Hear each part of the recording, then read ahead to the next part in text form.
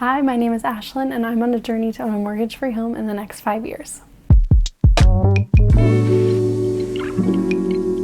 I've been getting quite a few questions lately about how I plan to meet this goal of owning a home mortgage-free by the time I'm 30, which is in 5 years. And so I want to answer that in this video, but I think to do that I need to talk about where I came from. And that starts with my experience with debt and how we got out of it. I've always considered myself to be somebody who was good with money. I was pretty self-disciplined as a kid when it came to my money. Me and my friend, when we were probably 8 years old, decided to save up for Tamagotchis. And so 2 of those would be $30. So together we saved for an entire summer at 8 years old, saved up that $30 and got Tamagotchis together. And I thought I was pretty good with money. Later on, I wanted a puppy. And my parents told me that if I could purchase it myself, then I could get that puppy. So when I was 11, I saved up $200 and bought myself a puppy. And I thought I was good with money. In junior high, I started my first business. I was selling homemade brownies to all of my friends and other students at the school, and I was making a decent amount of money. I think it was like $60 a day at the peak of it. And I couldn't tell you where a single dime of that money went, but I figured I was doing okay because I was just a kid and I didn't really need to save anything. So I just spent the money on who knows what. Then I got my first job at a Culver's restaurant when I was 15, and I worked part-time at that as I was going to school. I earned decent money doing that, but I have no idea where that money went either. It wasn't until I moved to college that I really got my first taste of reality. I didn't have a car, I didn't have a job, and I had no money saved. But I still thought of myself as someone who was good with money. During this time, I ended up taking out some student loan debt to pay for school, and also just the expenses that came with that and having no job at the same time. So I had a little bit of debt with me then. Me and my husband got married a few years later, and I think our combined income at that time was about $20,000. And we were not great with our money. We got an awesome amount of money for gifts at our wedding, and we then took that amount, I think it was a few $1,000s, and we spent the entirety of it on our honeymoon. So when we got back, we were totally broke. I don't think we had $1 in our bank account. We worked at those jobs not making very much money, and we also ended up taking out car loans for 2 cars. So between the cars and the student loan, I think we had about $13,000 in debt. During this time, I even took a course in college about personal finance, and I still really had no clue what to do with my finances, but I did still think I was good with money. It was probably in 2019 that I found the book on my bookshelf we'd been given as a wedding gift, Dave Ramsey's Total Money Makeover, and I decided to give it a read. Let me tell you, this book changed my life. Early into the book, he tells you to take all of the debts that you have and add them up so you know how much you actually have. And I'd never done this before.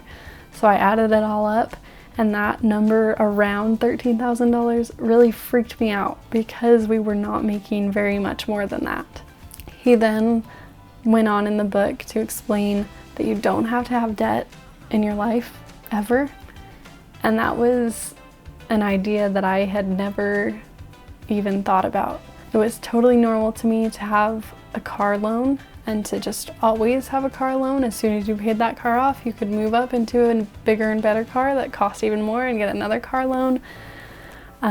Mortgages and student loans, and I mean even credit card debt was normal in people's lives around me, so it was pretty normal to me. But my mind was just totally blown by the idea that I could be totally debt-free and not owe anybody anything.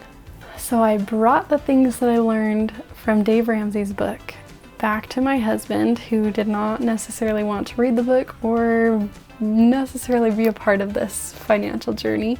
But I brought these things to him, and we decided together that this was something that we could do. So we started on paying off our debt. In his book, Dave talks a lot about being gazelle intense in this period of time. First, you save up $1,000 in an emergency fund, a little tiny baby emergency fund, and then you throw everything else at the debt. And you're supposed to be super intense about it. I don't know how intense we were, but we did end up paying it off by April 2020. To do that, we sold a ton of stuff on Facebook Marketplace.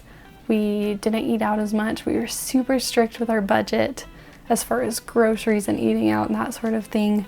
And we both got raises during that time, so it all just came together to help us get that amount of money paid off. And once we did, it was like a sigh of relief. We had no weight on our shoulders. There was no owing anybody anything. We were never gonna be late on a payment because we didn't have any debt. And it felt really, really good. I've mentioned before on this channel that I am a chronic goal setter. So when we'd accomplished this goal of paying off our debt, I was just hungry for more in that area of my life. So I decided that I wanted to own a home without a mortgage or anything by the time I was 30. And in 2020, I was 22. So 30 felt like a long ways away, and I thought I had plenty of time. So I made that goal and we put a budget in place, but then we kind of forgot about it. I didn't really put a whole lot of effort into making steps to reach that goal. We changed jobs, we ended school, we went back to school, we had a baby, so life kind of just went on, and we didn't really think a whole lot about that far off goal when I'm 30. Until this past December, I started thinking about it more when I realized that I was going to turn 25 this year. And I'm now 25, and 30 feels much closer than it did when I was 22.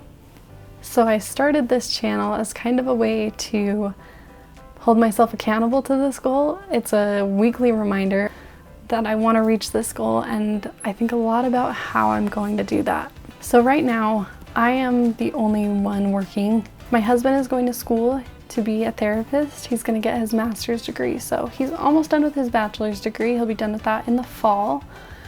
And then he'll have a year between when he can start applying for master's programs and hopefully get into one. He'll start working this summer now that his school load will be much smaller. And I'm working at my corporate job.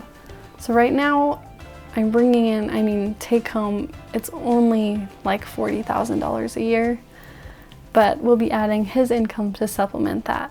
I'm also working on all of these side hustles. If you want to watch this video after you're done with this one, I talk about all the side hustles that I am working on right now to earn more money. But as far as a solid plan of how I'm going to get to that home that I own free and clear by the time I'm 30, I don't really have one.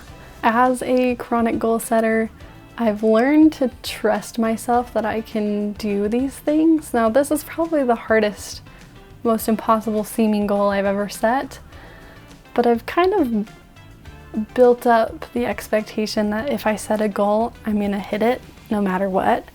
So I do believe in myself that I can do this, even though there's not really a solid plan of how I'm going to get there. Right now, because we're in this kind of transition period where my husband's going to start working, but not in his actual field for another 2 years, and we want to have more kids, and we want to be moving into our own home soon, like in the next year or two. I think the way that I phrase it is a little bit confusing to some people. I don't plan to just buy a home in cash outright. We just want to own the home totally by the time that I turn 30. So we will probably take out a mortgage for a home here in the next few years, and then we'll work as hard as we can to pay that off by the time that I turn 30. I think the two things that I'm most excited about to help us reach this goal, well, three. One, for my husband to start working in his career that he's very passionate about in mental health and therapy. That will be awesome. That'll create another income and it'll be super helpful. Number two, I'm super excited about this channel, and I think that I can grow it to be something that will be an income eventually. So if you're not subscribed, I'd love it if you would subscribe. And then number 3 is my children's book. I've been talking about that a lot on this channel, but I finished it today actually. It's uploading in KDP right now. It just is going through the review process, and then I should be able to actually start selling it. So I'm going to put a lot of effort into marketing that and making that become something that I can earn money from. But other than those things, creating these extra incomes and sticking to a budget, having a monthly budget, I don't really have a super sturdy plan of how we're going to get there. I just know that we are. Another thing that kind of plays into this, we're not planning on getting a beautiful dream home for this first home. This one that we're going to own outright by the time I'm 30 probably won't be more than $250,000. We are kind of just in this transition period in our lives, and I'm not sure where we're going to end up or how we're going to end up there, but we are working towards those, and we're putting kind of the foundations in place right now to be able to achieve all of our goals. Let me know in the comments if you have any other questions about what we're doing or how we plan to do things. I don't know if I'll have any answers, but I'll try. If you like this video, please give it a like. Please subscribe. It really helps my channel out. And I will see you again next Sunday for another video. Bye!